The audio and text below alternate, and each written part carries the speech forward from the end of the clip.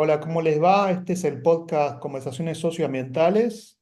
Lo hacemos con Gabriel Cicchini, quien les habla Danilo Castelli. Este episodio lo vamos a dedicar a algo que se llama obstruccionismo, ¿no? Generalmente cuando se habla del cambio climático, por ejemplo, de la crisis ecológica, se habla del negacionismo como la principal amenaza para la acción, ¿no? La acción climática, la acción para paliar la crisis ecológica. Pues bueno, nosotros pensamos que el negacionismo en realidad es parte de un conjunto más grande de prácticas que obstruyen la acción climática, ¿no? A ese conjunto más grande le llamamos obstruccionismo. Por eso ponemos que el obstruccionismo es mayor que el negacionismo.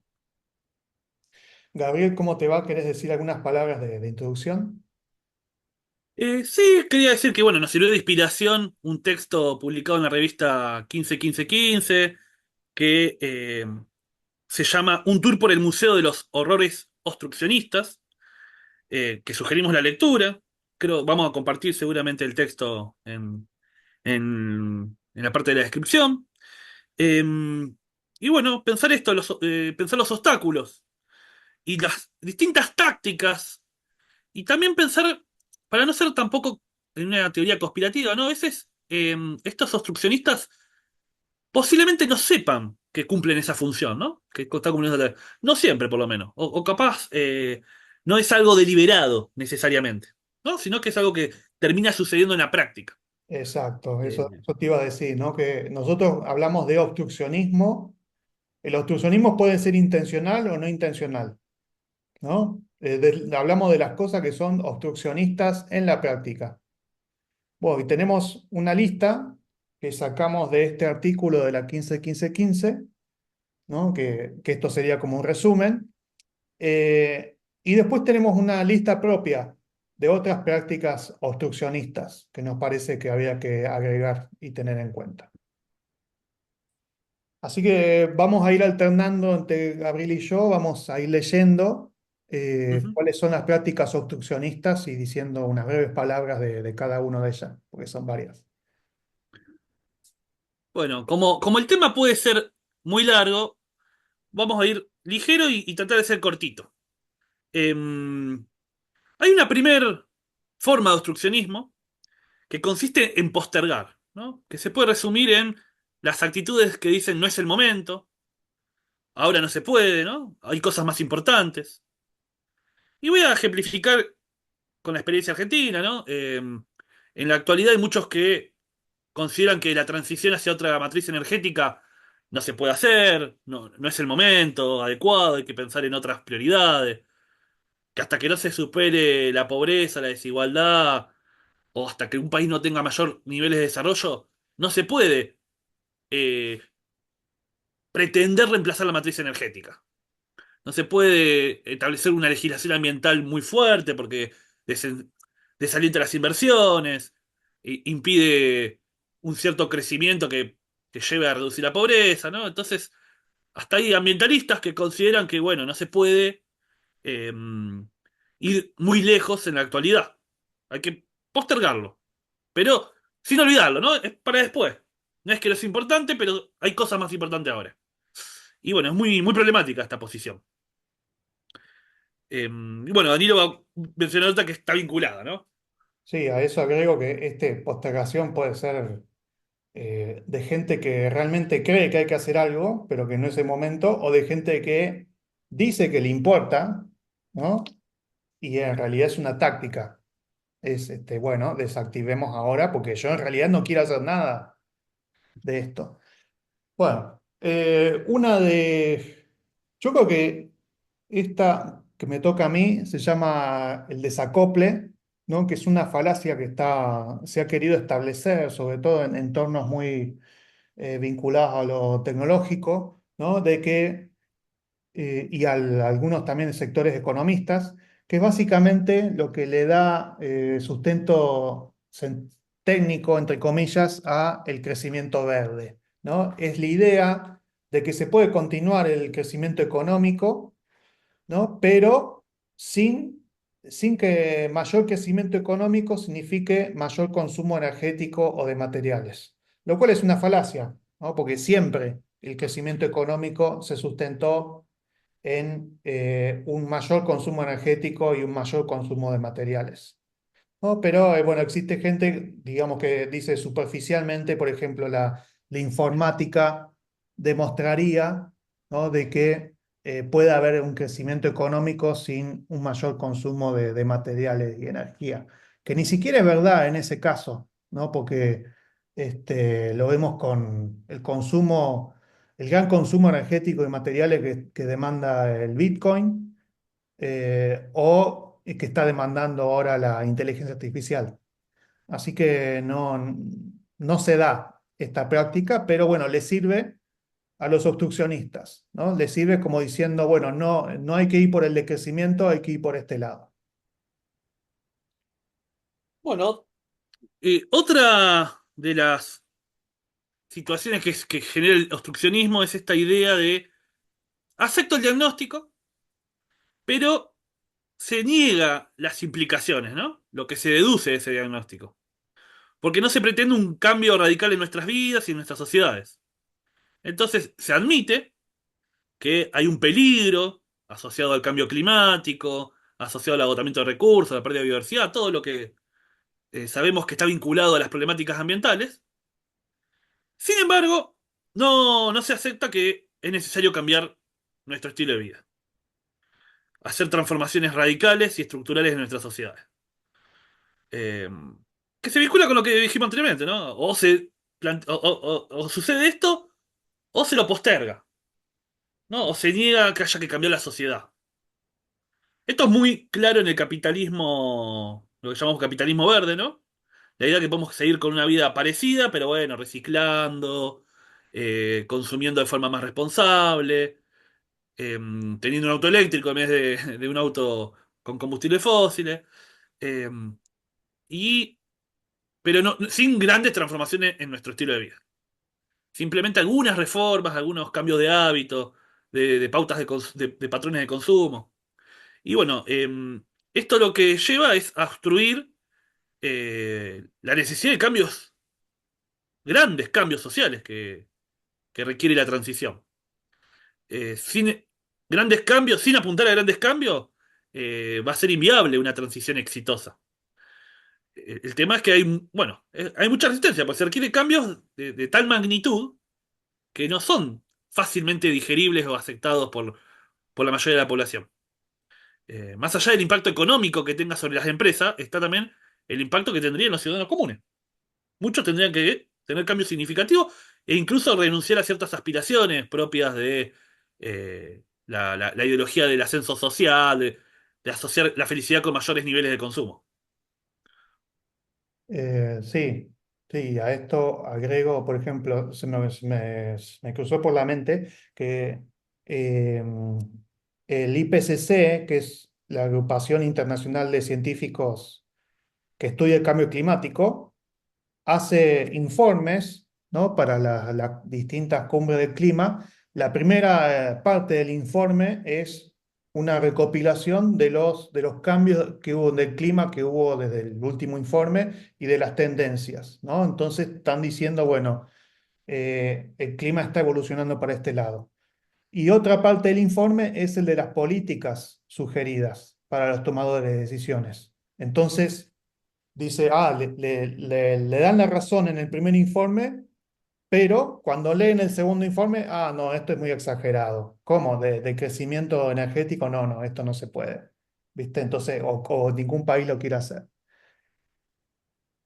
Bueno, y una de las siguientes formas de destrucción que está emparentada es aprovechar el shock, ¿no? Que tiene la realidad climática, sobre todo cuando pega, por ejemplo, como está pegando ahora en Valencia, en España, ¿no? Con estas catástrofes climáticas, eh, para vender algo que en apariencia sirve, ¿no? Que es coherente con mitigar el cambio climático, pero en realidad no. Por ejemplo, bueno, los autos eléctricos, ¿no? Entonces, se crea un nicho de mercado, ¿no? En consumidores preocupados por la crisis climática, pero para que compren un auto eléctrico que tiene igual o mayor impacto ambiental que un auto a combustión interna.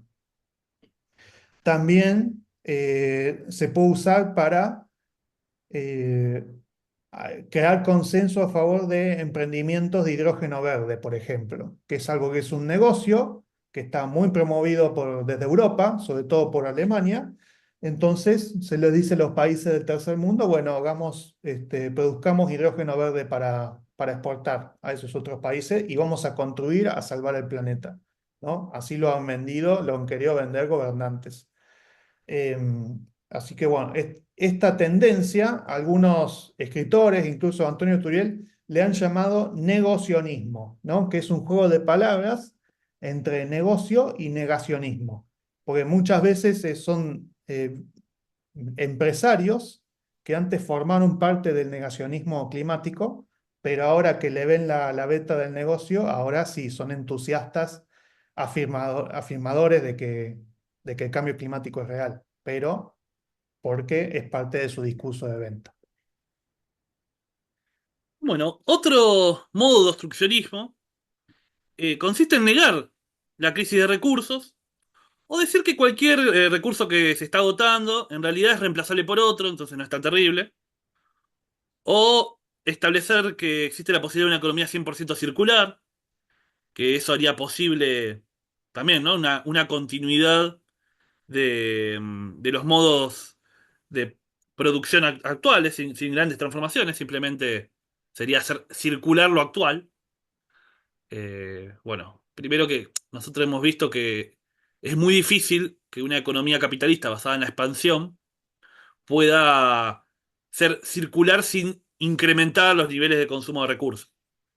Y por otro lado, la negación de la crisis de recursos es muy común porque se encuentran nuevos yacimientos petroleros o reservas de gas grande, o están los que consideran que con la energía nuclear se podría reemplazar las otras fuentes de energía, o la confianza en alguna nueva innovación tecnológica que sería casi milagrosa en la producción de energía, por lo tanto nos permitiría tener el mismo consumo de energía, pero con energías limpias. Bueno, todo eso, nosotros no decimos que es imposible, decimos que por ahora no existe, porque bueno, sí, en teoría podría surgir una tecnología revolucionaria que sea mucho mejor incluso que la energía nuclear, pero por ahora no se vislumbra que esté cerca, ¿no? Entonces es una cuestión de fe. Eh, si llegara a aparecer, bueno, nosotros mismos nos retractaríamos seguramente, ¿no? Pero por ahora no hay señales de que vaya a haber una fuente de energía milagrosa que nos permita el mismo nivel de consumo o incluso más consumo sin impactos ambientales significativos. Entonces, por eso también consideramos que esta forma de fe, de optimismo, bastante vinculada al optimismo tecnológico, puede generar una obstrucción de las acciones necesarias para una transición hacia otro tipo de sociedad más sustentable. Bueno, Sí, tal- ahí estaba pensando con lo que decías, por ejemplo, una persona es diagnosticada con un cáncer, ¿no? Con alguna de estas enfermedades mortales y dice, bueno, si no cambias tu estilo de vida, si no haces nada, tenés un año. Pero si haces este tratamiento, que va a significar cambios para tu vida, que va a significar, por ejemplo, que tengas que trabajar menos horas o que no puedas seguir trabajando lo que trabajás, que te va a debilitar, por ejemplo, como la quimioterapia. Bueno, si haces este tratamiento, vas a tener más tiempo o incluso vas a tener un porcentaje una probabilidad de curarte. Y la persona diagnosticada dice, no, voy a seguir como siempre porque voy a confiar que en los próximos meses surja una píldora que yo la tome e instantáneamente me cure. Bueno, esta es la misma actitud que tiene la gente que vos dijiste recién, ¿no? Los que tienen fe en que va a surgir una tecnología revolucionaria que va a solucionar la crisis climática sin que tengamos que cambiar ni estilo de vida ni estructuras sociales. Y bueno, y una cosa emparentada con esto es lo que se llama greenwashing, ¿no? Que es, bueno, es una palabra en inglés que significa cuando se quiere pintar de verde cosas, ¿no? Pintar de verde ciertas prácticas o ciertos productos con la idea de que, bueno, de que ya esa misma publicidad o de que agregarle un aspecto eco, entre comillas, ya es suficiente, ¿no? Ya es parte de la transición que tenemos que hacer para eh, mitigar la crisis ecológica y sobrevivirla, ¿no? Entonces, por ejemplo, cuando se habla de los countries, hacer countries en reservas ecológicas, en vez de preservar la reserva ecológica, bueno, hacer un country, entre comillas, verde, dice, porque bueno, vamos a hacer que el sistema de riego sea eficiente, vamos a tener casas con placas solares. Entonces, cuando en realidad lo más ecológico es preservar ese terreno, ¿no? En vez de hacer un emprendimiento inmobiliario, como saben que van a ser criticados, dicen, no, bueno, pero nuestro emprendimiento es sustentable, ¿no? Entonces le agregan la palabra sustentable y, bueno, ya es un greenwashing, ¿no? Entonces ya una cementera es sustentable, un country es sustentable, la minería es sustentable, ¿no? El turismo es sustentable, se le pone sustentable o eco y ya se cree que se cambia la sustancia, ¿no? Así que este sería el greenwashing. Sí, ¿no? Que hasta Monsanto usaba mucho este tipo de publicidad. Y la tuvo que Eh, empezar a usar después de tantas sí. críticas que recibió. Pero bueno, hay un montón de ejemplos. Pero bueno, vamos a pasar a otro modo de obstruccionismo, que es se refiere a la incapacidad de pensar por fuera del mercado. Yo cuando leí esto pensaba en dos variantes, ¿no? Una es buscar que los consumidores con sus elecciones ambientalmente conscientes elijan productos que tengan menor impacto ambiental, que sean seres racionales con una racionalidad ampliada, ¿no? Una racionalidad que incorpore lo ecológico y así como cada individuo con sus decisiones en el mercado, con la elección de qué consume y también los empresarios con cómo en sus métodos de producción van a ir encontrando soluciones a las problemáticas ambientales, ¿no? Y la otra solución, que es la que más se usa, ¿no? De mercado, es pensar que hay que incorporar los costos ambientales a través de impuestos o de sanciones, donde las externalidades están incorporadas, o los bonos que se pagan por contaminar, ¿no? Entonces, una empresa que contamina mucho pagando un bono verde que después se tendría que destinar a reforestación o a la transición energética o alguna medida paliativa, puede contaminar, ¿no? Entonces, pero contamina, pero tiene que pagar por contaminar, ¿no? Eso es muy común. Eh, que era algo muy presente en las primeras cumbres ambientales, ¿no? Se promovía, se sigue promoviendo, pero no es el foco en la actualidad. Pero se creía, ¿no? Que con estos impuestos se iba a como autorregular, se iba a acomodar el mercado y se iba a encontrar soluciones. Iba a haber como una especie de nueva autorregulación del mercado, Ujú. ¿no? Lo único que no, yo le diría, había que meter una mano verde, ¿no? En vez de la mano invisible, una mano verde Claro, ponerle un guante que, verde, que, la mano que invisible. encauce los desperfectos del mercado, ¿no? Las fallas del mercado. Sí. Todo esto que se suele llamar en economía externalidades, ¿no? Que el daño ambiental se ha acomodado a través de luego esta mano verde No, que además reorienta le echan todo. la culpa a los consumidores y bueno, y el sistema social, económico, político no tiene ninguna culpa, ¿no? Entonces la culpa la tiene el consumidor, el ciudadano a pie. Entonces, bueno, de esa manera ellos zafan. Bueno, hay el siguiente modo de obstruccionismo, consiste en vez de terminar de entender el diagnóstico, de hacer el diagnóstico y de comprenderlo en toda su magnitud, es decir, bueno, ¿y qué hacemos? ¿no? Entonces, alguien está dando un diagnóstico, está dando datos, ¿no? Porque hay mucho negacionismo, mucha ignorancia, entonces hay que poner un cierto énfasis en dar el diagnóstico. Entonces, alguien está compartiendo toda esa información y se lo interrumpe, le dice, bueno, está bien, ya entendemos, ¿qué hacemos? ¿No? Entonces, eso es poner el carro delante del caballo, ¿no? Y es una actitud que a Antonio Turiel le he escuchado nombrar como solucionismo, ¿no? Que es, primero, a ver, primero significa asumir que estamos frente a un problema que podemos resolver, lo cual ya es, eh, ya es un poco soberbio, ¿no? Y un poco ignorante, porque hay cosas que ya están, no las podemos resolver. Hay parte del cambio climático que vino para quedarse durante unos siglos, ¿no? Que va a haber una inercia, incluso si dejamos de emitir mañana. Entonces, va a haber mucha parte de nuestra respuesta al cambio climático es adaptarnos, por ejemplo, ¿no? Entonces, eso, adaptarnos es una respuesta, no es una solución, ¿no? Mitigar el cambio climático, bueno, justamente es mitigar, no es solucionar. El cambio climático a esta altura no es un problema que podamos solucionar, es una realidad, ¿no? Ante la que tenemos que adaptarnos y con la que nos conviene mitigar, ¿no? Justamente para que podamos adaptarnos. Pues si lo dejamos que empeore, va a llegar un momento donde no vamos a poder adaptarnos.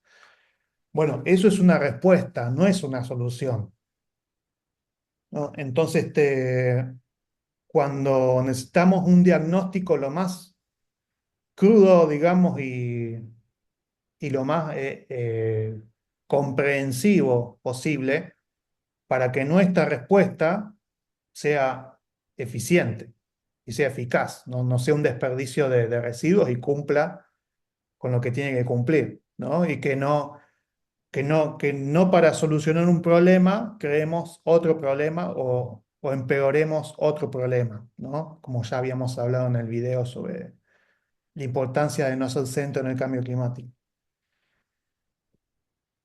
Bueno, el otro modo de obstruccionismo ya le dedicamos un capítulo entero, así que lo menciono y pasamos al próximo, porque estamos ante el tecnooptimismo. Y el tecnooptimismo, en resumen, es: ya surgirá alguna tecnología que nos saque de este problema.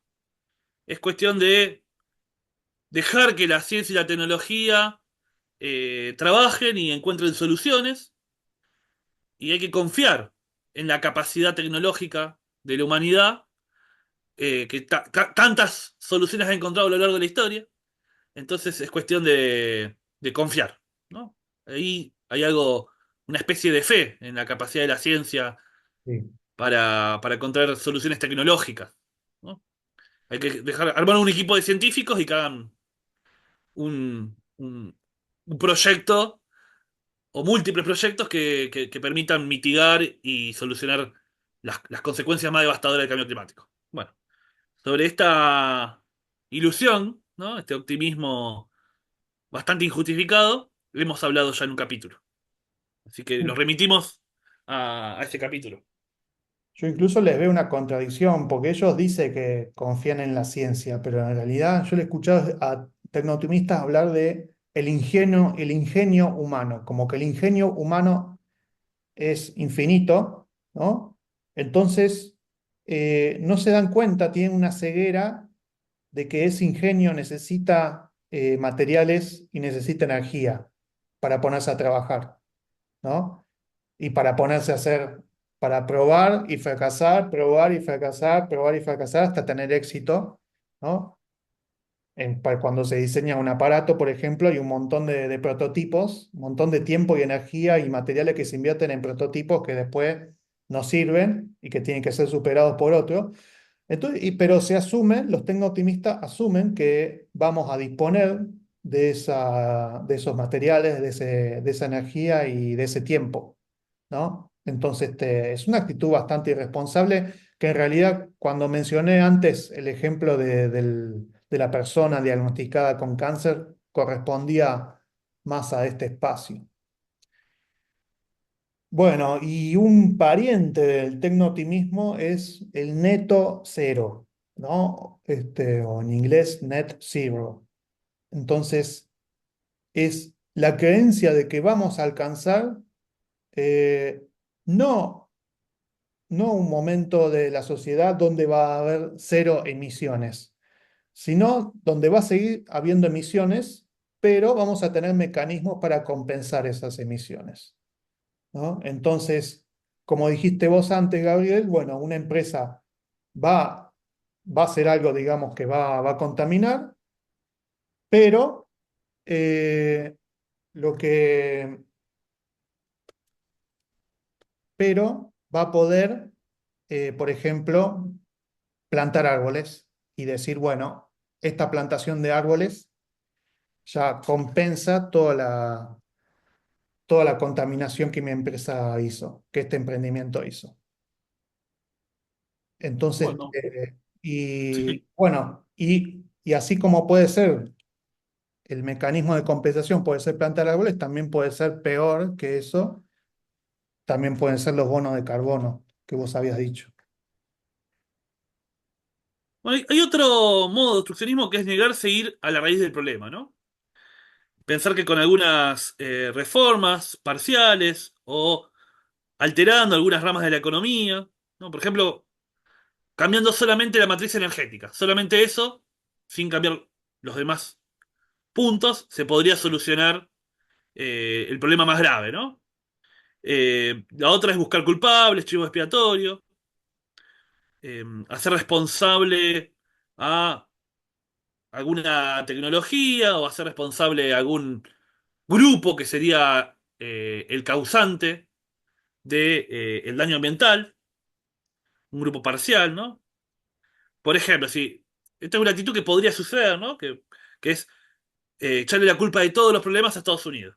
Bueno, algo de razón hay de que es uno de los principales contaminantes, pero si le responsabilizamos a un único país y no nos hacemos cargo de nada, los demás países del mundo, ¿no? O decir, el que tiene que cambiar es el principal contaminante, y son los estadounidenses. Nosotros tenemos que seguir por nuestro camino de desarrollo, de crecimiento, y la misma actitud toman los demás países. Entonces, se hace responsable a un único país de un problema que en realidad es global, ¿no? Y donde hay múltiples causantes. Sería hacer un reduccionismo ahí. Después, otra forma de negarse a la raíz del problema es posiciones más reformistas, de negarse a ser anticapitalistas, de pensar que puede haber un capitalismo sustentable o verde. Y también otro modo sería atribuir el problema a la naturaleza humana, ¿no? En abstracto, ¿no? Son los humanos los que destruyen el planeta y contra la naturaleza humana no se puede ir, ¿no? Entonces ahí tendría un efecto paralizante, ¿no? Posiciones que existen dentro del ambientalismo y del ecologismo, que sería lo que se llama misantropía, ¿no? Una Sí, posición misántropa de- que es muy negativa, muy pesimista, decir que la culpa es de los seres humanos sí, y contra eso no se puede combatir, ¿no? Si la naturaleza humana es inherente a la naturaleza humana destruir los ecosistemas, destruir las condiciones de habitabilidad, eh, no hay nada que podamos hacer a nivel de cambio social para ir en contra de esa naturaleza. Pero bueno, esto es una forma de negar la raíz del problema. La raíz del problema es un problema ecosocial, no solamente de naturaleza humana, ¿no? Hay una matriz económica que se basa en el crecimiento infinito, en la devastación de los recursos, y a esa solución. Y por eso uno busca soluciones sociales. Pero si uno se niega a ir a la raíz del problema, tenemos todos estos argumentos que mencioné, ¿no? Chivos expiatorios, eh, también negacionismo, pero en especial decir que no es el capitalismo el problema, ¿no? Como podemos ver, muchas personas, yo lo veo muy palpable en la derecha actual, ¿no? Decir que cualquier propuesta ambientalista es comunista, y para asociar el comunismo con lo peor del comunismo, ¿no? Con todo lo que fue la Unión Soviética, con los regímenes autoritarios, entonces generan un rechazo.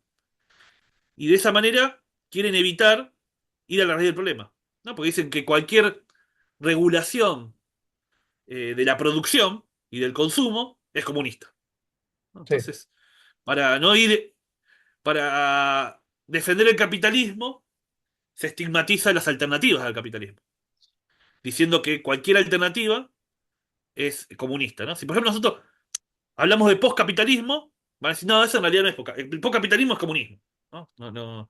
Es el comunismo soviético. No, van a tratar de negar que haya posibilidad de crear algo distinto. sí. Ahí en la derecha lo que tiene parte de verdad en su argumento, ¿no? Si bien la asociación con el comunismo o con el anticapitalismo es una táctica de crear miedo, ¿no? Para que la gente ignorante diga, ah, bueno, entonces me pongo en contra de los ambientalistas sin escucharlos.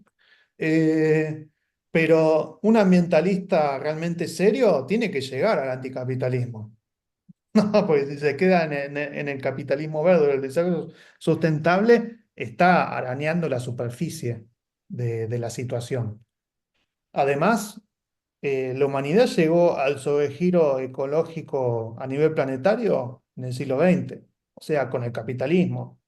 No llegó con la Edad Media, no llegó con el feudalismo, fue con el capitalismo. Así que bueno, Sí, si no, y además, quieren, no es para defender el comunismo, pero. si Sí. quieren enojarse con la historia es otra cosa, pero bueno, es lo No es que... para defender el comunismo, pero también en la lucha de la Guerra Fría, los Mm, países comunistas trataban de seguir el ritmo de crecimiento del capitalismo sí, y en ese intento fueron tan dañinos para el medio ambiente o peor que los capitalistas, pero justamente era un capitalismo de Estado. eso te iba a decir, Pero, es un capitalismo de pero bueno, Estado. ese es un debate largo, pero es importante plantear que no es que la única. Cuando uno habla de anticapitalismo, de superación del capitalismo, no está pensando en el capitalismo de Estado. Justamente, nosotros ya hemos expresado con claridad de que lo que entendemos por ecosocialismo, decrecentista, sería algo distinto, ¿no? A las experiencias comunistas del siglo XX. Algo no solo postcapitalista, sino postestatal. Sí.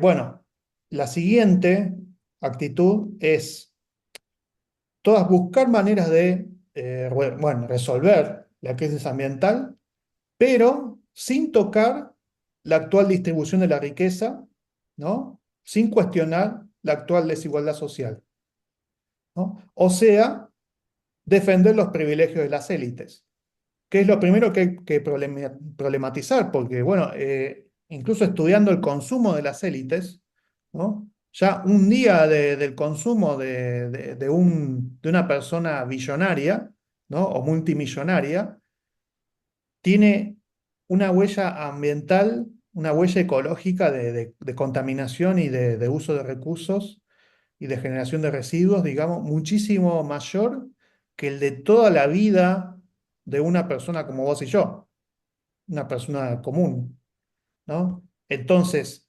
cuando nos quieren hacer sentir culpables a las personas comunes de la crisis ambiental, pero no hablan de los jets privados y de otras cosas, de otros hábitos de consumo de la población multimillonaria, que son extremadamente contaminantes, bueno, entonces ahí hay un doble estándar grosero, ¿no? Y una defensa de los privilegios de las élites. Bueno, otro punto importante para pensar el obstruccionismo es la negación de la gravedad de la crisis energética. Consiste en negar que tendremos un futuro con menos energía. Entonces, esto conduce a falsas soluciones son un desperdicio de tiempo, de esfuerzo y de recursos, ya que asumen que no se podrá mantener, eh, que va a ser imposible mantener los niveles de energía disponible actualmente. Eh, Está vinculado con otros puntos que estuvimos viendo, y hay una fuerte resistencia, porque implica problemas para concebir la continuidad de la sociedad actual, ¿no? Una sociedad como la actual, sin disponibilidad de energía, eh, no se podría pensar los transportes a larga distancia, la conectividad constante, el tener todo el tiempo tantos artefactos enchufados, ¿no? Incluso como estuvo mencionando Danilo, ¿no? Los servidores, la inteligencia artificial, gran parte de la tecnología que consume montones de energía, eh, serían inviables si la tendencia es a que baje la disponibilidad de energía. Entonces, viene por ese lado, ¿no? De decir que no es tan grave el problema energético y que se podría solucionar tanto con innovaciones o con el descubrimiento de nuevas fuentes de energía. Bueno, otro, otra cuestión obstruccionista, que resulta obstruccionista en la práctica, aunque aparenta no estar relacionado, es la defensa cerrada del actual sistema político representativo, ¿no? Que incluso puede estar en la actitud de asumir que el actual sistema representativo, bueno, es el que vamos a tener de ahora en adelante y que no va a haber ningún otro, ¿no? Y que todas las soluciones que podamos pensar tienen que funcionar en este sistema. Entonces, por lo tanto, excluimos el cambio del sistema político. Y este sistema político representativo tiene un grave problema, ¿no? Que favorece una mentalidad cortoplacista y egoísta en los representantes, ¿no? Porque se genera una capa de la sociedad a la que llamamos los políticos, que son la gente especializada, ¿no? En lograr, en lograr votos, ¿no? Y en acceder a los puestos a acceder a los puestos representativos, los puestos de poder en el Estado. Entonces, pero a lo que eso lleva es que el político priorice su propia carrera política y los objetivos de su partido, ¿no? Por encima de cualquier otra política de Estado, de cualquier otra política vinculada al bien común, ¿no? Entonces, la cabeza de los políticos está en las próximas elecciones y no está en las próximas generaciones, ¿no? Cuando las cuestiones ambientales son cuestiones de largo plazo, ¿no? Y la transición que necesitamos involucra políticas públicas de largo plazo, no de 4 años, ¿no? Entonces, por eso casi ningún político las quiere hacer porque no le da rédito o incluso le va en contra. Entonces tenemos un sistema político que es un obstáculo para solucionar, no para solucionar, para dar una respuesta adecuada a la crisis ecológica. Bueno, otro motivo de obstrucción, también político, en este caso es la geopolítica. Por razones geopolíticas, tanto cuando hay guerras frías o calientes, ¿no? Guerras que se desatan con muchas víctimas fatales, con un gran derroche de explosiones, de contaminación que generan las armas, en especial las armas de destrucción masiva que caracterizan a los modos de hacer la guerra actual. Pero también la Guerra Fría, ¿no? Se menciona. Porque en la Guerra Fría también hay una competencia por ver qué modelo, por ejemplo, volviendo al siglo XX, había una competencia por cuál modelo era más exitoso. Tanto en la conquista del espacio como la conquista del paraíso terrenal, ¿no? De la mejora, de qué país mostraba mayores niveles de desarrollo, mayores obras de infraestructura, cuál era más eficaz en transformar la naturaleza y en hacer crecer la economía.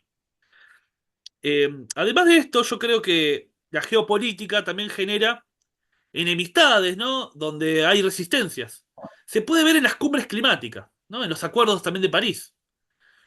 Yo por lo menos tengo la hipótesis de que si Trump y otros líderes mundiales rompen con el Acuerdo de París y es casi seguro que lo van a hacer y adhieren una línea negacionista del cambio climático, va a arrastrar a otros países a hacer lo mismo, ¿no? Porque la verdad es que Trump, con esta posición, es muy probable para mí que logre, por un par de años, capaz, por un tiempito, hacer crecer la economía norteamericana, ¿no? Si el tipo explota los recursos petroleros al máximo, destruye toda la legislación ambiental, y en el corto plazo uno puede pensar, quizás logre una expansión del PBI, un crecimiento, por más que sea devastador, ¿no? Pero puede tener resultados. Y eso va a arrastrar a otros países a hacer lo mismo, ¿no? A que cualquier tipo de legislación ambiental que les presente una desventaja en la lucha mundial por el dominio económico, eh, tengan que dejarla de lado, ¿no? China, que está dando algunos pasos en disminuir sus niveles de contaminación, en la transición hacia energía más limpia, hacia construcción de ciudades verdes, no, que son medidas que nosotros podemos criticar como insuficientes, pero son algo. Probablemente tenga que retroceder en eso, ¿no? Si hay una guerra entre comercial a nivel mundial entre China y Estados Unidos y, por una cuestión energética China está rezagada porque le termina saliendo mayor los costos de producción con energías renovables, por ejemplo. Y bueno, va a tener que capaz recurrir bueno, a elegir entre aumentar los niveles de contaminación o quedar rezagada en la lucha económica. Yo pienso que estas rivalidades geopolíticas que hay a nivel mundial generan una competencia, pero con efectos negativos, ¿no? También para cuestionar la idea de que la competencia mejora. Hay competencias que generan un montón de efectos negativos, porque compiten por ver cuál es el país que más crece, y como sabemos, el crecimiento está muy asociado al daño ambiental. Entonces, se pueden dar retrocesos Sí, bastante grandes, ¿no? Por cuestiones geopolíticas. sí, estamos hablando en realidad del sistema político mundial, ¿no? Ujú, Donde geopolítica es la práctica de cómo moverse ahí, ¿no? El juego de ajedrez de decir, bueno, a ver, mi país tiene estas ventajas, ¿no? Entonces tiene estas ventajas comparativas, tenemos que explotar estas ventajas comparativas para no quedarnos atrás de lo que son la competencia nuestra, ¿no? ujú, Y todo esto lo que mueve la realidad cotidiana de los estados en los mercados mundiales, ¿no? En el escenario mundial, pero después en las cumbres climáticas se habla de cooperación, sí. ¿no? Entonces, lo que necesitamos realmente es una cooperación que no tiene precedente en la historia, ¿no? Pero en lo que está pasando en la práctica es esto, los juegos geopolíticos que son basados en la competencia y en que el otro pierda y no, o por lo menos no perder uno. Y actualmente producir menos energía, por ejemplo, ¿no? Ujú. Que puede ser bueno para el ambiente, es perder a nivel geopolítico, ¿no? Me doy Entonces, otro ejemplo, Danilo, que me reducir acordé. la industria militar, que es una Ah, industria que no resuelve necesidades humanas y que contamina mucho, bueno, es debilitarte en el juego geopolítico. sí. Otro ejemplo que he visto, ¿no? Que hay una disputa geopolítica entre China y la India.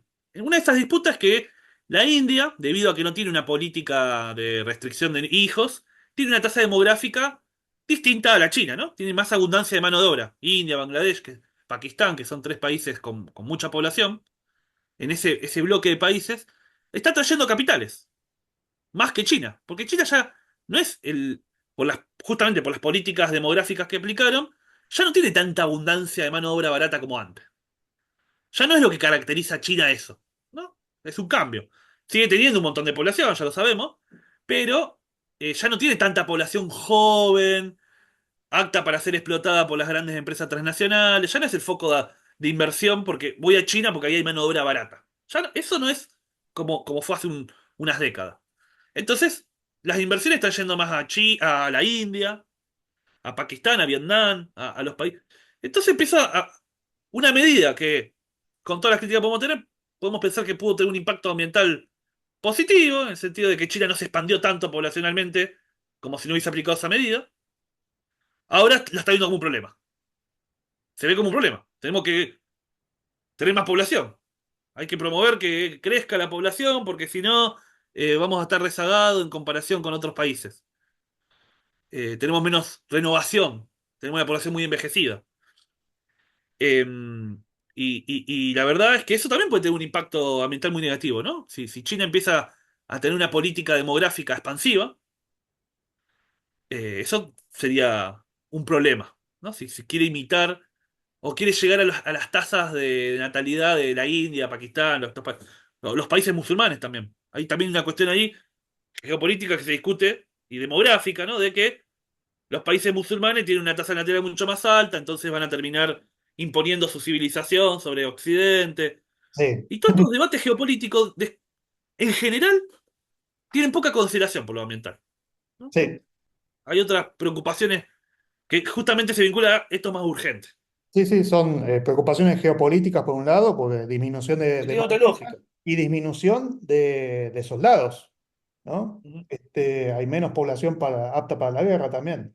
Eh, y bueno, y también hay consideraciones del nacionalismo étnico, ¿no? Como lo que vos dijiste, este grupo, que son los otros, que no son mi grupo, se está reproduciendo más rápido que mi grupo, ¿no? Entonces las teorías conspiranoicas como del gran desplazamiento, bueno, surgen a El partir gran reemplazo.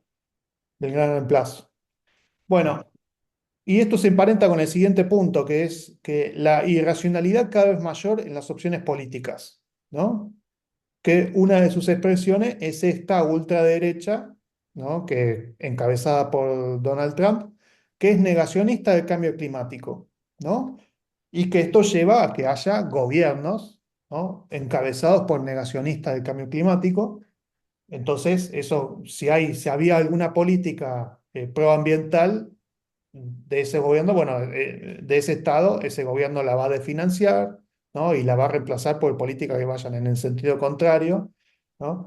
Este, pero bueno, creemos, acá es donde entraría el negacionismo, ¿no? Por eso lo que decíamos al principio del video, que el negacionismo es un tipo de obstruccionismo. Actualmente es el obstruccionismo al que más publicidad se le da, ¿no? Donde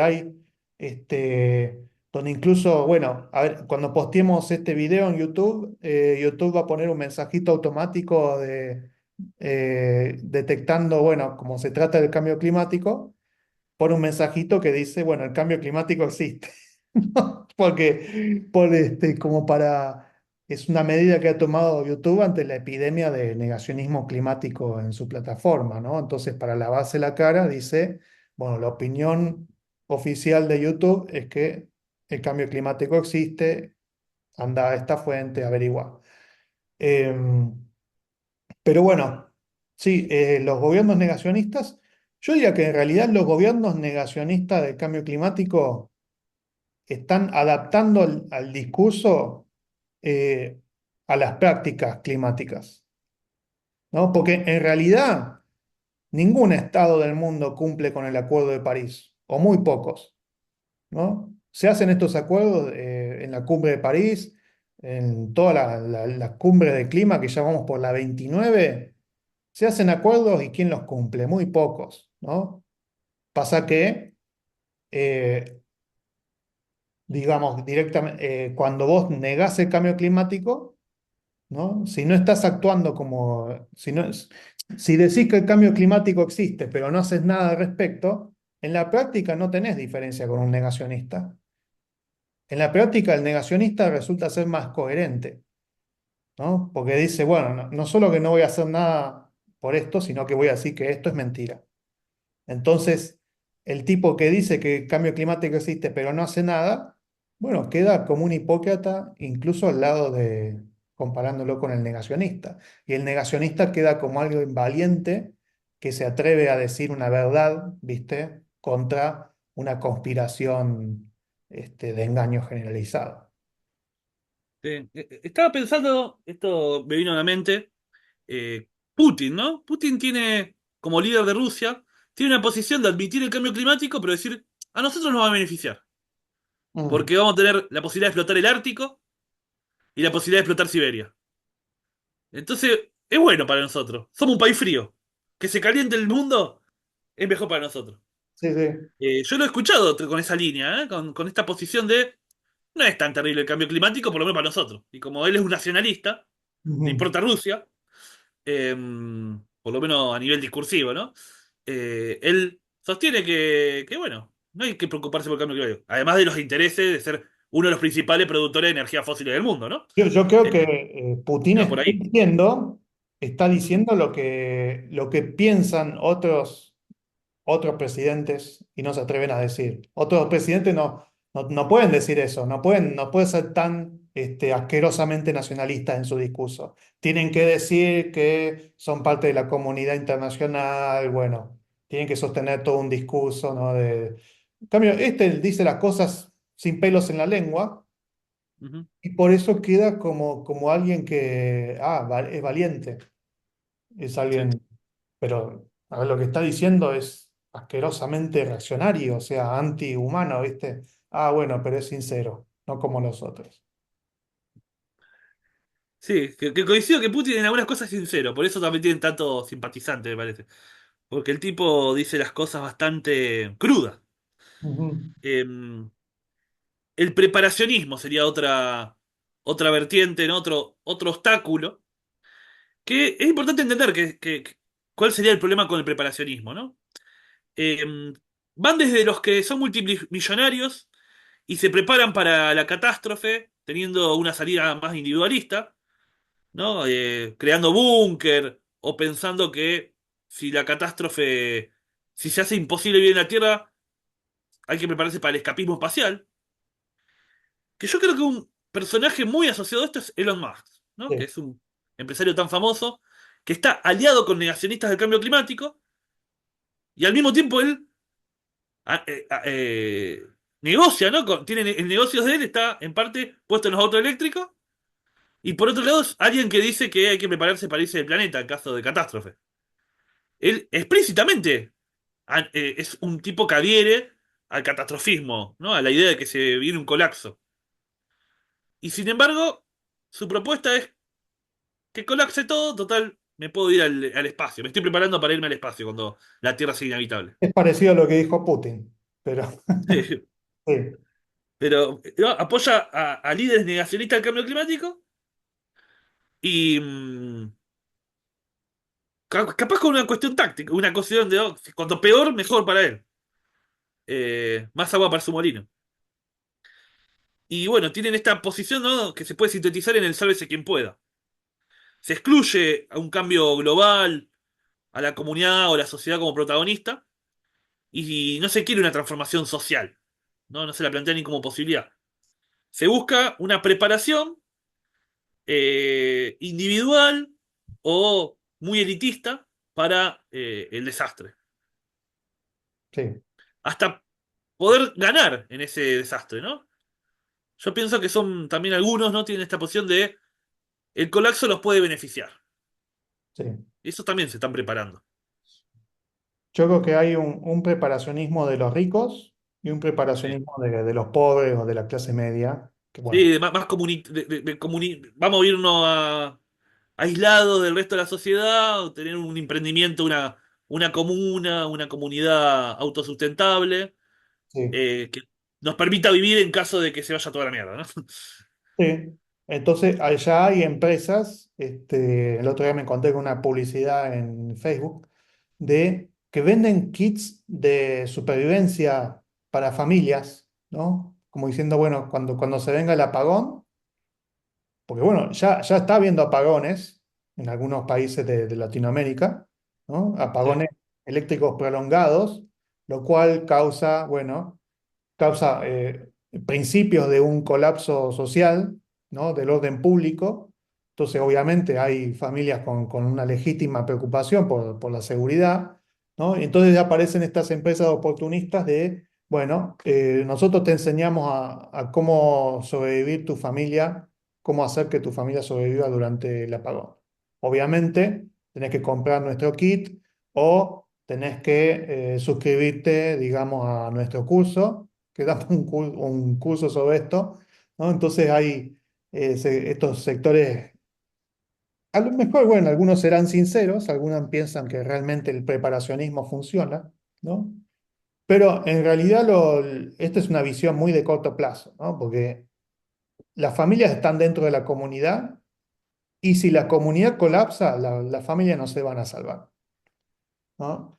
Estamos en una sociedad muy tan individualista que estamos ciegos de la manera, de las muchas maneras que nosotros dependemos de otros, incluso de otros, no solo de nuestros vecinos, sino de gente que no conocemos ni nunca vamos a conocer, ¿no? Como la gente que en este momento trabaja para que nosotros en nuestras casas tengamos agua potable o que tengamos energía eléctrica, ¿no? Todo eso son sistemas sociotécnicos que son mantenidos en muchos casos por trabajo, por turnos de 24 horas, ¿no? Tienen que estar mantenidos, monitoreados las 24 horas. Entonces se turna gente para que siempre haya un monitoreo. Eso es un montón de horas de trabajo que como la hace gente que nosotros conocemos, tenemos una sensación de falsa independencia, ¿no? Mientras nosotros paguemos la boleta, vamos a seguir teniendo agua, vamos a seguir teniendo gas, vamos a seguir teniendo electricidad y no nos damos cuenta que todos esos servicios dependen, son una cuestión comunitaria, ¿no? Dependen de infraestructuras que no las puede mantener nunca una familia sola y no puede ser autosuficiente en el sentido energético. Entonces, justamente lo más barato, lo más eficiente, es que las comunidades se organicen, ¿no? Bueno, para que cada familia tenga los servicios públicos, que cada familia tenga energía, que cada familia tenga seguridad. Siempre lo más barato y lo más eficiente es hacer las cosas a nivel comunitario. Y el preparacionismo va en sentido contrario.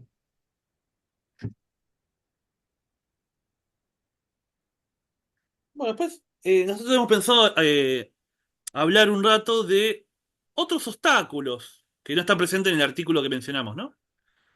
Y bueno, uno de esos primeros puntos lo va a mencionar Danilo, ¿no? Sí. Vinculado al Estado. Sí, bueno, hasta el anterior estábamos hablando de lo que aparecía en el artículo de la 15-15-15, ¿no? Que vamos a dejar el link. Estos son algunos que se nos ocurrieron a nosotros. Y así como había una incapacidad para pensar fuera del mercado, ¿no? En las respuestas sugeridas ante la crisis ecológica, también existe una incapacidad para pensar fuera del Estado, ¿no?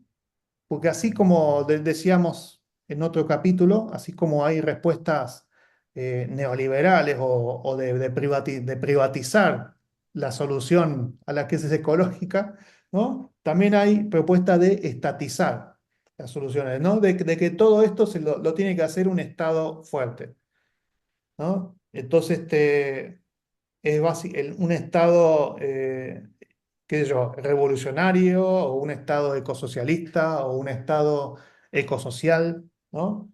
Pero el protagonista es el Estado, ¿no? Entonces tampoco es la comunidad, ¿no? Y nosotros acá en Latinoamérica estamos inundados de pensamiento estatista, ¿no? De donde se vincula el Estado con el bien común, ¿no? Y no se ve, por ejemplo, el carácter de clase del Estado, el carácter antidemocrático del Estado, ¿no? Entonces nosotros nos apartamos de esas propuestas estatistas y nosotros le queremos dar fuerza a las propuestas que están pensadas desde la democracia directa, desde la comunidad, ¿no?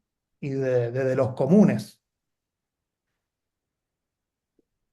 Bueno, hay otra corriente de obstruccionistas que son muy importantes, que están sintetizados en un libro que se llama Mercaderes de la Duda, donde se menciona que se utiliza actualmente una estrategia similar a nivel marketing a la que se utilizaba con el cigarrillo, ¿no? Por mucho tiempo había estudios científicos que demostraban que el cigarrillo era causante de cáncer y muy perjudicial para la salud, pero había especialistas en marketing y científicos contratados para tal fin que decían que eso era mentira, que no era un problema, que era un invento, que el cigarrillo causaba cáncer, que era dañino. Todo para poder seguir sosteniendo esa industria. Bueno, este libro que yo menciono, Mercader de la Duda, desarrolla que muchos de esos publicistas, cuando ya no se pudo seguir tapando el daño que genera el cigarrillo, bueno, se quedaron sin trabajo, digamos, ¿no? Y pasaron a usarse esas tácticas para sembrar la duda sobre el cambio climático, ¿no? Empresas petroleras contrataron especialistas en poner en duda el cambio climático, contrataban científicos, muchas veces científicos que no eran estudiosos del clima, que no eran especialistas en la temática, ¿no? Pero tenés un químico, un físico, con esa titulación y lo pones o divulgás sus obras donde duda de los estudios científicos sobre el cambio climático, o argumenta que el cambio climático es algo natural, no algo generado por la actividad económica humana. Y de esa manera generas una duda, y ante la duda no se actúa. Como hay duda, una duda razonable, no da a hacer grandes transformaciones si hay dudas. No puedes cambiar una matriz social por una teoría que no tiene consenso absoluto, sino que hay dudas. Y que muchas veces la tarea de estos científicos era negar un consenso mayoritario, ¿no?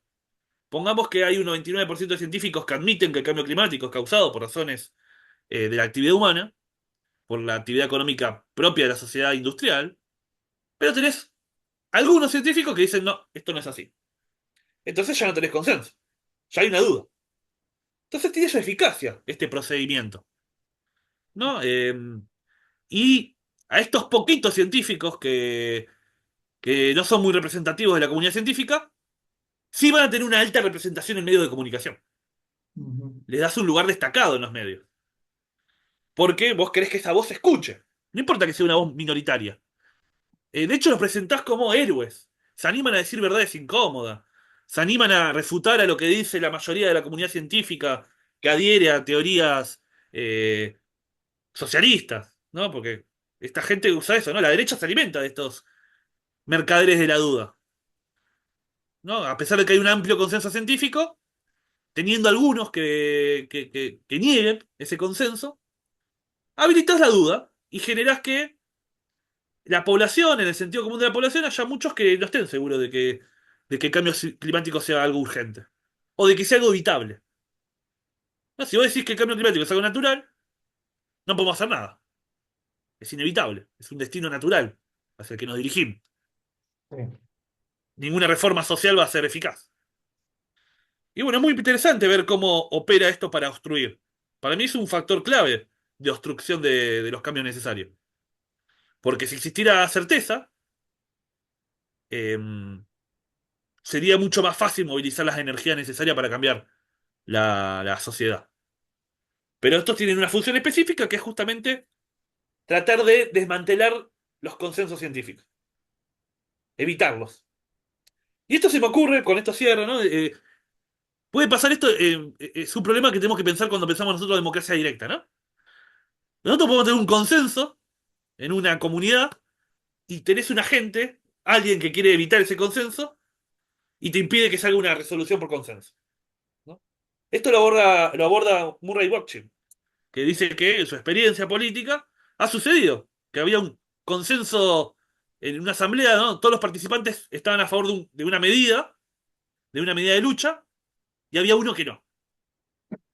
¿No? Y eso muchas veces el que hace eso es un obstruccionista, ¿no? Es alguien que su función es impedir la acción, Sí. acciones necesarias. No, yo lo asocio porque justamente, ¿no? Es el problema de buscar consenso en todo. A veces es cuestión de confiar en lo mayoritario. A veces no se puede consenso porque hay gente que su función es evitar los consensos, Ujú. trabar, impedir que salgan algunas medidas políticas. Entonces hay que tener cuidado con este requisito del consenso. A veces no se puede, no vamos a estar todos de acuerdo. Sí. Además, a ver, en muchas de las cosas que se hace a nivel político, digamos, nunca, o en la vida cotidiana, nunca se requiere un 100% de acuerdo, de consenso. ¿No? Es más, incluso cuando el consenso es mayoritario, si la minoría es la que tiene el poder, la minoría lo hace y pasa por encima de la voluntad de la mayoría. Sí, Bueno, una siguiente forma de obstruccionismo viene de la extrema izquierda, ¿no? O por lo menos, si no es obstruccionismo, por lo menos no suma a las medidas que se tienen que hacer. Y es básicamente la actitud de correr por izquierda, ¿no? Cuando los científicos hablan de las reformas necesarias que hay que hacer en el sistema energético o en la agricultura o en las ciudades a nivel urbanístico. dice las medidas de mitigación, por ejemplo, y de adaptación al cambio climático, correrlas por izquierda diciendo que son solamente reformas, y acá lo que hace falta es una revolución, ¿no? Entonces ya con la revolución ya vamos a resolver todo, ¿no? Estando en el poder la gente correcta, ¿no?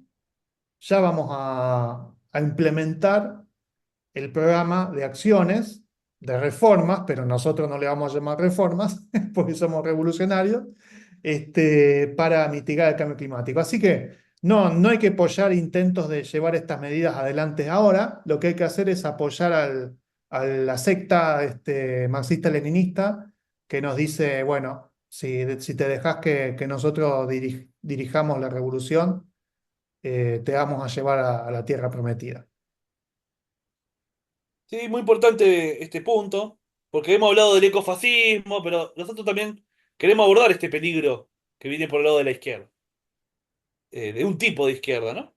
Sí, Otro punto es el pensamiento apocalíptico o un tipo de catastrofismo que tiene un efecto paralizador, ¿no? De anunciar el fin de los tiempos, el fin de la humanidad y también presentarlo como algo que no vamos a poder arreglar. Muchas veces este punto se articula con otros que vimos, ¿no? Como las posiciones misántropas o los que consideran que es un destino inevitable, el colapso, y que ya no se puede hacer nada. Y esto lo que lleva es o a esperar una solución de algún punto mágica o a un efecto inmovilizador, a que no podemos hacer nada ya. Ya está, esta batalla está perdida, nos dirigimos hacia el fin. Y esto es un obstruccionismo claramente, porque lleva a pensar que se viene el fin del mundo y somos incapaces de impedirlo. bien. Sí, y después, bueno, otro que está muy en boga, sobre todo en las redes sociales, es el pensamiento anticiencia, ¿no? Que yo lo he visto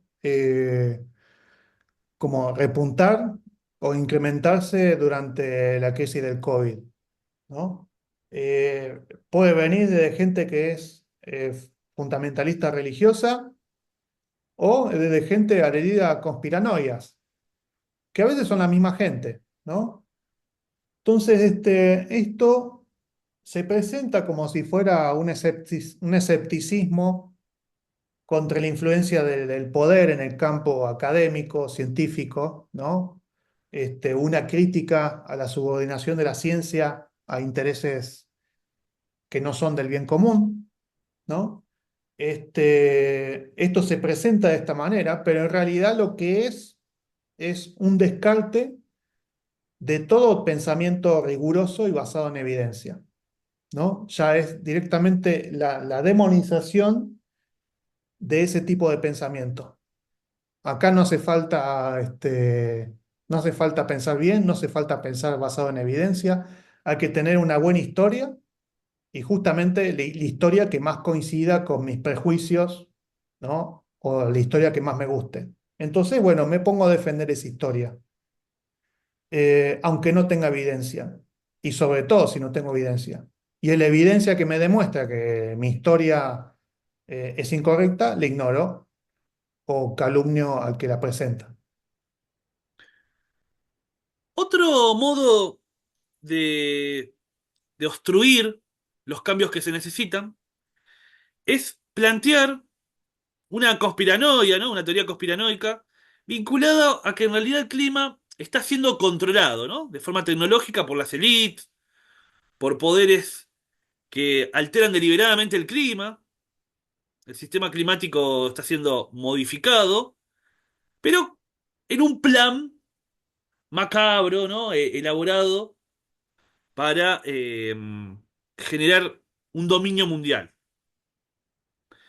Entonces, tienen características similares a los terraplanistas y sus partidarios se creen personas que están despiertas o son más inteligentes o que no están alienadas como el resto.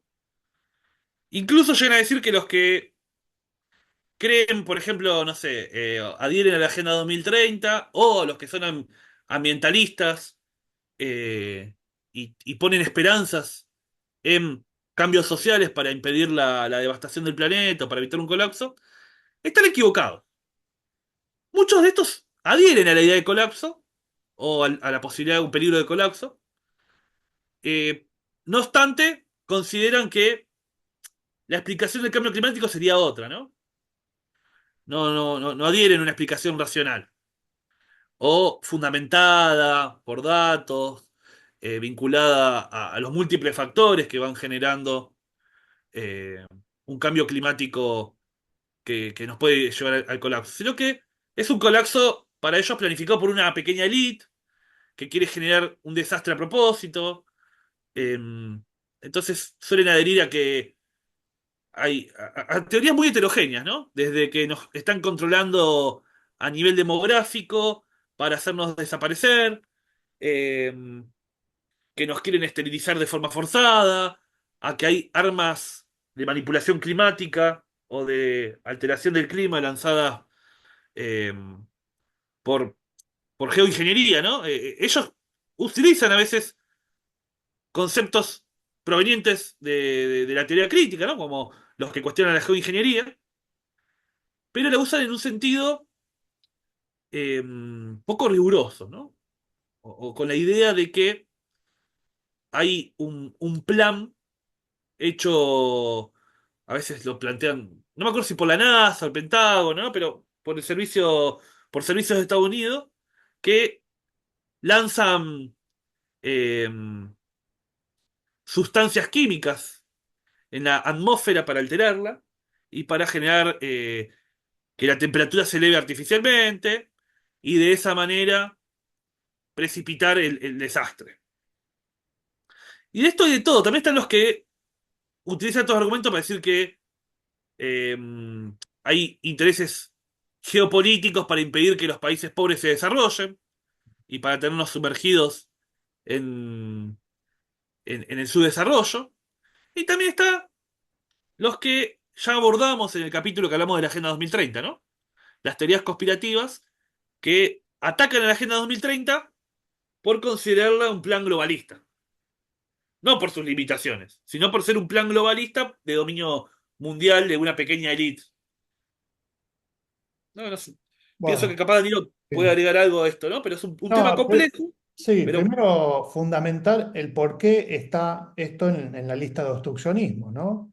Porque esto básicamente promueve el pensamiento conspiranoico, es un pensamiento que va contra la racionalidad basada en evidencia, ¿no? Entonces crea una historia tan fascinante, por lo menos para algunas mentes, ¿no?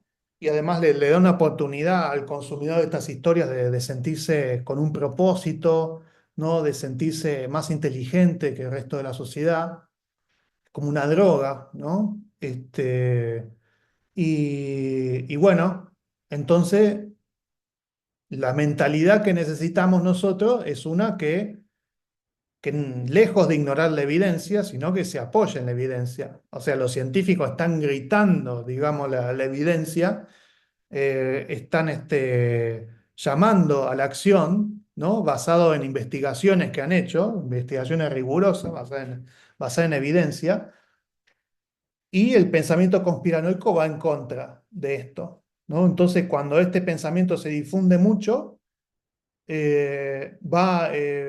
va en contra de que se cree un consenso de decir, che, bueno, hagámosles caso a los científicos que están alertando sobre el tema, ¿no?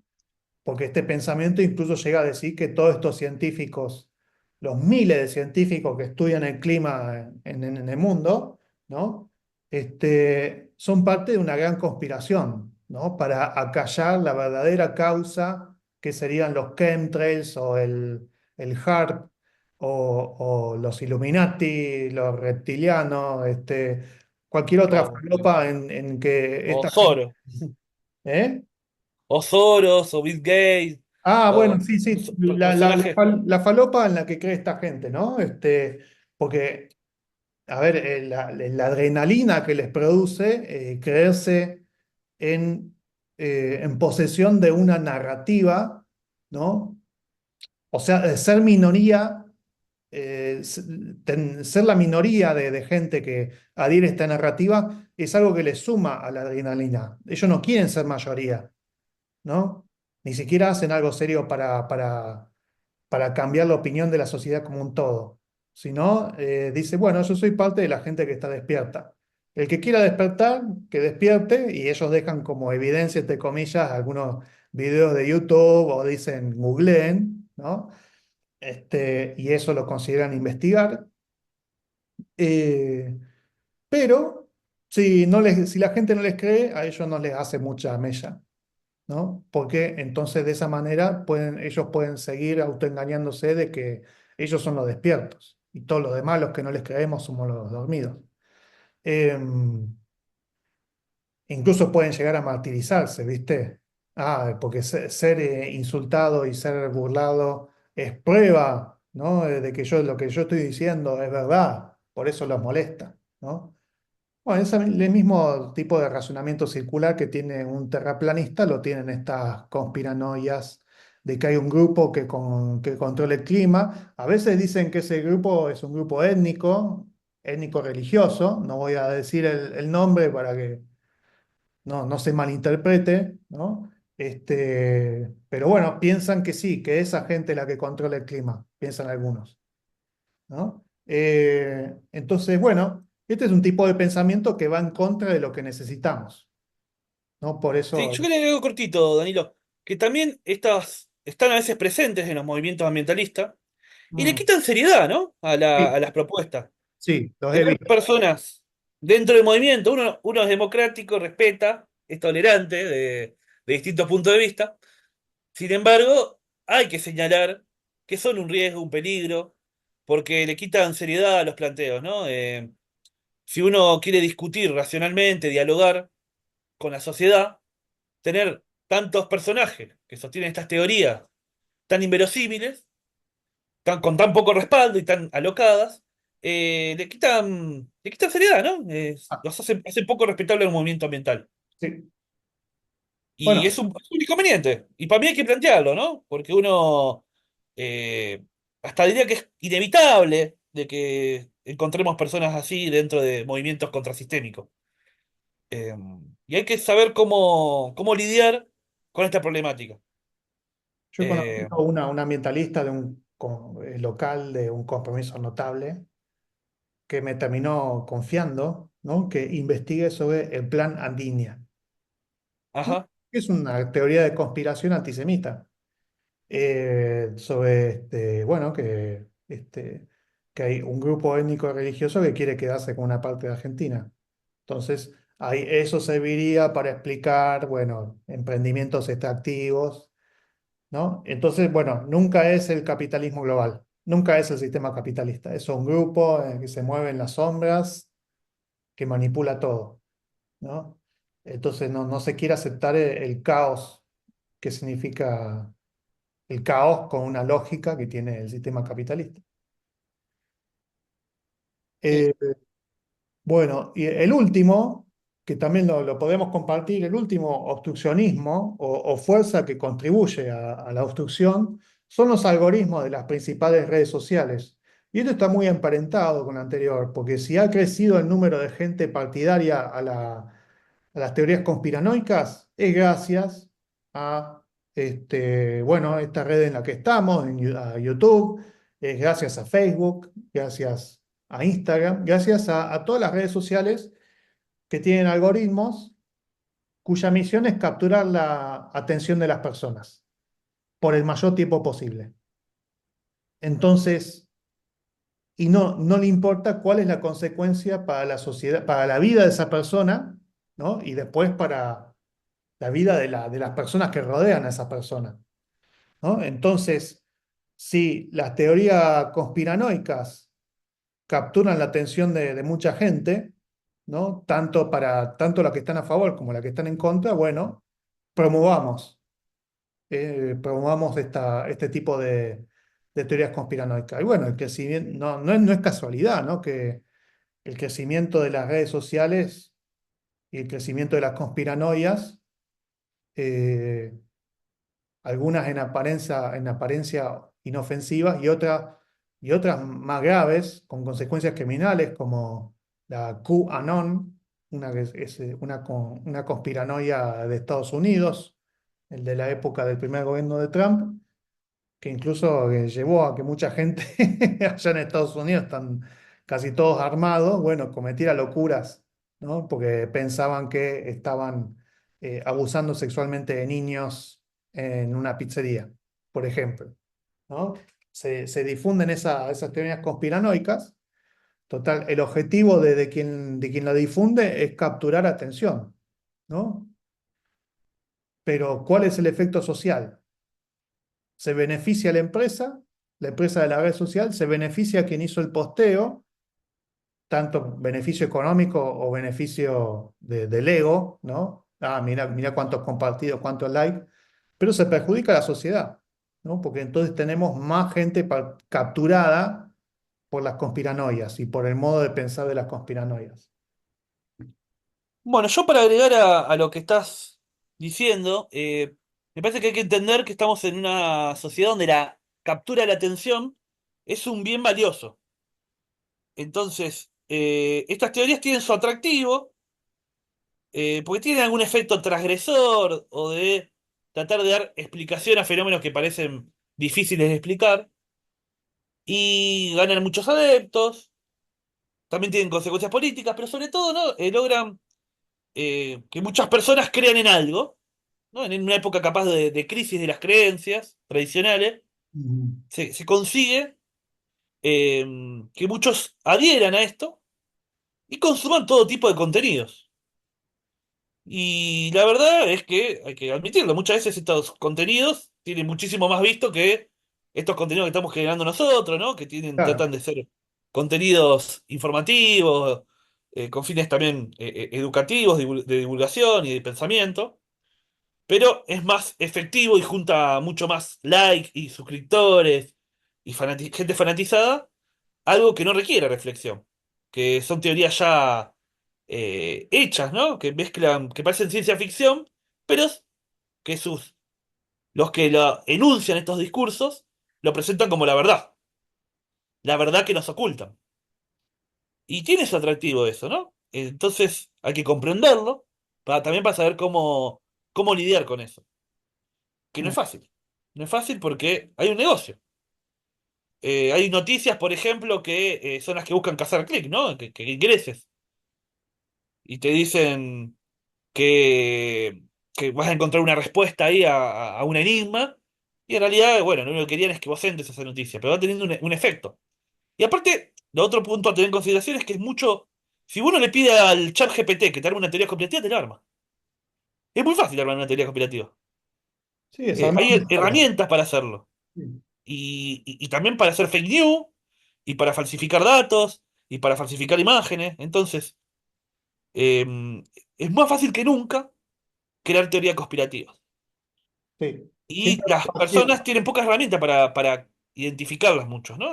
Adhieren a eso porque no tienen una formación en pensamiento crítico, en complejizar las cosas, en darse cuenta que no todo se explica a partir de buenos y malos. Y además siempre tenemos una cabeza más adaptada, más favorable hacia las historias que hacia, qué sé yo, la descripción de datos, ¿no? Ujú. Entonces, cada conspiranoia tiene una historia, tiene una narrativa, ¿no? Que te la aprendes en 10 minutos, ¿no? Incluso uno de los entretenimientos es agregarle matices, ¿no? Y me imagino, no sé, terraplanistas dividiéndose y discutiendo, a ver, en un aspecto ínfimo de la teoría terraplanista, si esto es así o si esto no. Entonces, hasta pueden decir, yo soy más terraplanista que vos, porque yo creo esto y vos no. Bueno, en cambio, hablar sobre la realidad a nivel de datos es algo, entre comillas, más aburrido, ¿no? Porque si no Sí. lo hilás en una narrativa, si no lo hilás con una historia, es más difícil que le quede a la gente, ¿no? Y bueno, y habiendo tanta competencia por la captura de atención, y bueno, no es casualidad que la gente vaya a optar que vaya a caer, digamos, en tácticas publicitarias, por ejemplo, que, no sé, entrevistan a alguien o hacen un clip sobre una persona conocida, ponen la foto de esa persona y al lado le ponen un globito, ¿no? Con una frase que después entras al video y esa frase nunca la dijo, ¿no? Pero esa persona diciendo esa frase te llamó la atención como para que entre. Le llaman el clickbait, básicamente, Sí. ¿no? Que también, bueno, que lo han hecho desde siempre la prensa escrita, ¿no? Que es poner un titular que atraiga a la gente a que lea todo el artículo, ¿no? Y el titular en realidad a veces puede no tener casi nada que ver con el contenido del artículo. Después ves que hay más matices y que no, que fue bastante deshonesto, ¿no? Este, pero bueno, sí. Y las redes sociales están, el algoritmo que tienen, por un motivo comercial, tienen que capturar la atención, ¿no? De los usuarios. Eh, y bueno, entonces este es uno de los efectos en la sociedad de este algoritmo, ha sido este, ¿no? Que más gente crea en conspiranoias. Sí, y eso también genera mucha fragmentación, ¿no? Dificultades para ponernos de acuerdo, Ah, sí, porque porque si tenemos concepciones. genera un Sí, tribalismo, digamos. sí, Eh, sí, muy fuerte. Sí, Y ahí está una gran obstrucción a, a poder unirnos y lograr ciertos acuerdos colectivos para hacer las transformaciones necesarias para evitar un desastre, ¿no? Tanto para prevenir como para construir algo distinto. sí. Sí, bueno, terminando, ¿no? Porque se nos hizo un poco largo, es, lo que nos interesa de distribuir esta lista de obstruccionismos es aflojar un poco con el excesivo foco que se hace en el negacionismo del cambio climático, ¿no? Porque ese es un tipo solo de obstruccionismo, ¿no? Y si nos enfocamos solamente en castigar, entre comillas, a los negacionistas o escandalizarnos a los negacionistas, le dejamos pasar, digamos, a la gente, a los políticos, por ejemplo, que no son negacionistas, pero que no tienen ninguna política, ¿no? Que sus políticas eh, van incluso en sentido contrario de lo que tienen que hacer, pero tiene el discurso correcto. Entonces, por lo tanto, lo perdonamos, ¿no? Entonces, ay, qué horror que ganó Trump en Estados Unidos. Bueno, pero ¿y los demócratas qué hicieron? Los demócratas afirmaban que el cambio climático existe, pero ¿qué hicieron en cuanto a políticas? ¿No? Entonces, ¿qué? Lo que nos termina importando más el discurso que los hechos.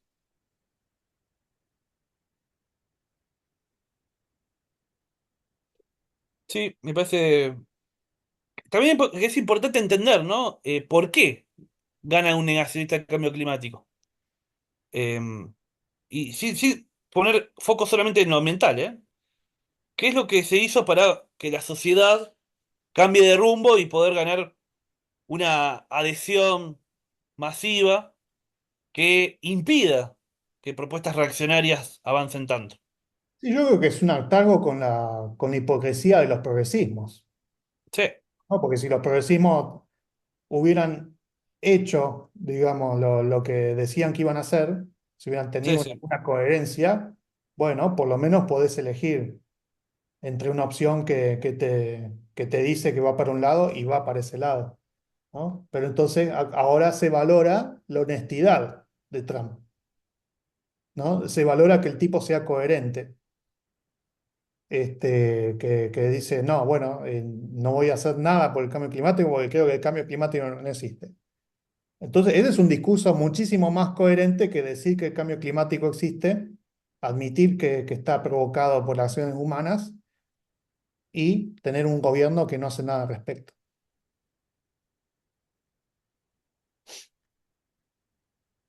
Bueno, me parece que con esto podemos ir cerrando. Y bueno, a mí lo que me interesa también es los que llegaron hasta acá, hasta el final, que se suscriban, que lo difundan si les parece un material valioso para ser compartido. Eh, y bueno, los comentarios también, que es interesante tener un diálogo, que vamos a estar atentos a los comentarios en los videos.